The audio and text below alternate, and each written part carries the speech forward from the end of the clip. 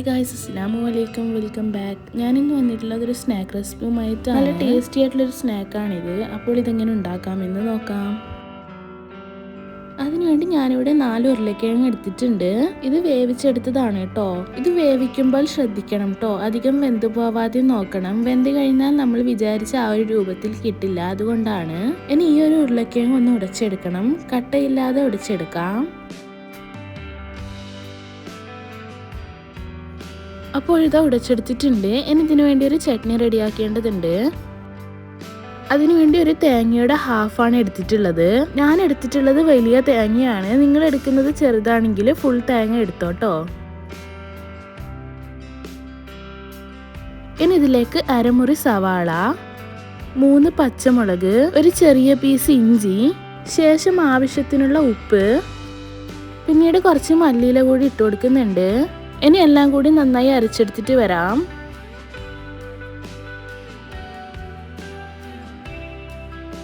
അപ്പോൾ ഇത് അരച്ചെടുത്തിട്ടുണ്ട്.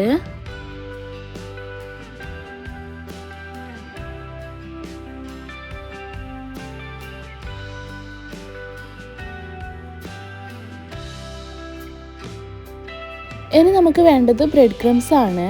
കുറച്ച് ബ്രെഡ് ക്രംസും എടുത്തിട്ടുണ്ട്, അതും മാറ്റി വെക്കാം. ഇനി 2 മുട്ട എടുത്തിട്ടുണ്ട്, അതൊരു സ്പൂൺ വെച്ച് നന്നായി അടിച്ചെടുക്കാം.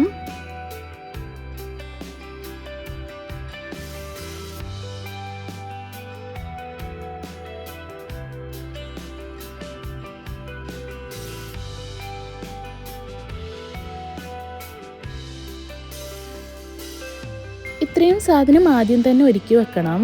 ഇനി മുട്ട എടുത്ത് നേരത്തെ ആക്കി വെച്ച തേങ്ങാ ചട്നി കൊണ്ട് മുട്ട പൊതിഞ്ഞു കൊടുക്കണം. ഇത് കാടമുട്ടയിലും ചെയ്യാം കേട്ടോ, അതാണ് കുറച്ചും കൂടി നല്ലത്. ഇതാ ഇതുപോലെ മുട്ടയെ കവർ ചെയ്തെടുക്കാം.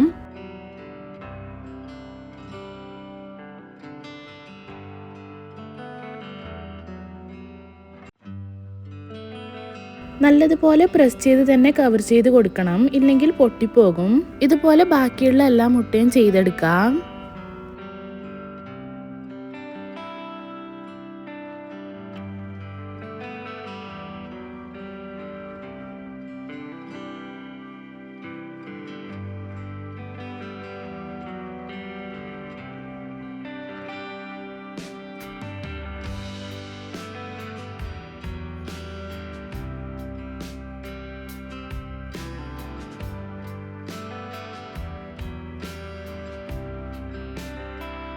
അപ്പോൾ ഇതാ എല്ലാം ചെയ്തെടുത്തിട്ടുണ്ട്. ഇനി അടുത്ത സ്റ്റെപ്പ് മാഷ് ചെയ്ത ഉരുളക്കിഴങ്ങ് ഇതിന് മുകളിലായി പൊതിഞ്ഞു കൊടുക്കാം. അതിനുവേണ്ടി കുറച്ച് ഉരുളക്കിഴങ്ങ് എടുത്ത് കയ്യിൽ വെച്ച് പരത്തിയെടുക്കാം.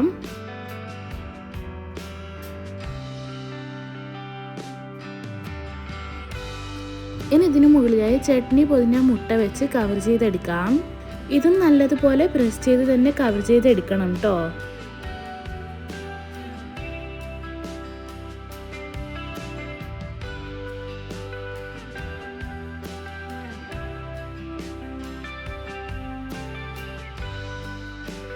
അപ്പോൾ ഇതുപോലെ എല്ലാം ചെയ്തെടുക്കാം. ഉരുളക്കിഴങ്ങ് അധികം കട്ടിയിൽ വെച്ച് കൊടുക്കേണ്ടതില്ല.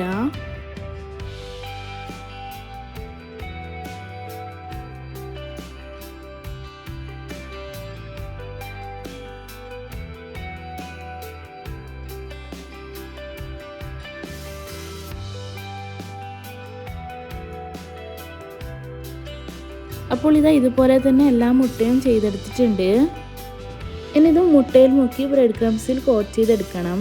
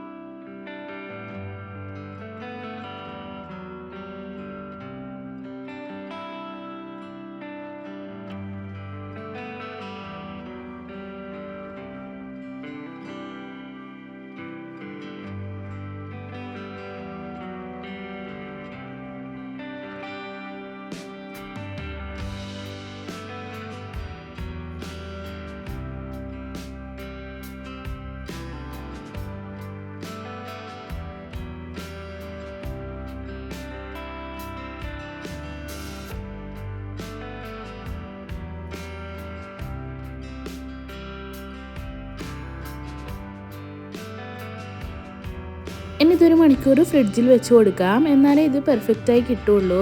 ഞാനിപ്പോൾ ഇത് ഫ്രിഡ്ജിൽ വെച്ചിട്ടില്ല കേട്ടോ, നിങ്ങൾക്ക് കാണിച്ചു തരാൻ വേണ്ടി ഫ്രൈ ചെയ്തെടുക്കുന്നുണ്ട്. ചൂടായ ഓയിലിട്ട് ഇങ്ങനെ ഫ്രൈ ചെയ്തെടുക്കാം.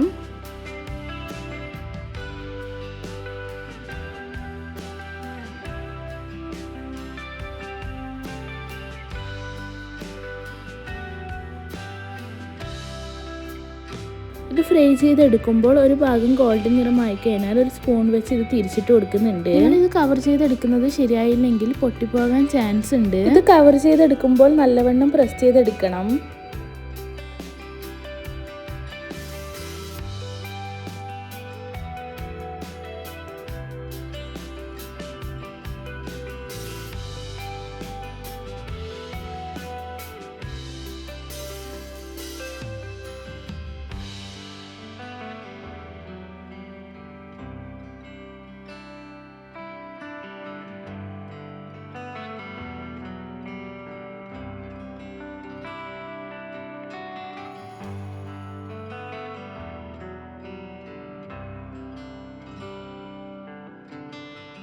അപ്പോൾ ഇതാ ഗോൾഡൻ കളർ ആയിട്ടുണ്ട്. ഇനി നമുക്കിത് കോരി മാറ്റാം.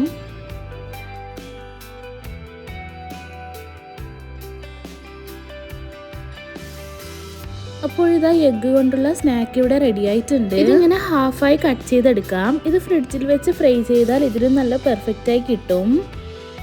നിങ്ങളിത് ഉണ്ടാക്കുമ്പോൾ ഫ്രിഡ്ജിൽ മാക്സിമം 1 മണിക്കൂറെങ്കിലും വെച്ചിട്ട് വേണം ഇത് ഉണ്ടാക്കാൻ. അപ്പോൾ എപ്പോഴും ഒരേ ടൈപ്പ് ഉണ്ടാക്കാതെ ഇങ്ങനെ വെറൈറ്റി ആയിട്ട് ഉണ്ടാക്കി നോക്കൂ. നല്ല അടിപൊളി ടേസ്റ്റ് ആണ് കേട്ടോ. മുട്ടയും ചട്നിയും ഉരുളക്കിഴങ്ങും കൂടി നല്ലൊരു വെറൈറ്റി ടേസ്റ്റ് ആണ് ഈ ഒരു സ്നാക്കിന്. അപ്പോൾ എല്ലാവരും ഇതുപോലെ ഒന്ന് ഉണ്ടാക്കി നോക്കിയിട്ട് ഫീഡ്ബാക്ക് അറിയിക്കാൻ മറക്കരുത്. വീഡിയോ ഇഷ്ടപ്പെട്ടാൽ like, share and comment. Video ഇതുവരെ സബ്സ്ക്രൈബ് ചെയ്യാതെയാണ് കാണുന്നതെങ്കിൽ പ്ലീസ് ഒന്ന് സബ്സ്ക്രൈബ് ചെയ്യണേ. അപ്പോൾ നെക്സ്റ്റ് ഒരു പുതിയ വീഡിയോയുമായി വരുന്നവരേക്കും എല്ലാവർക്കും ബൈ. Thank you.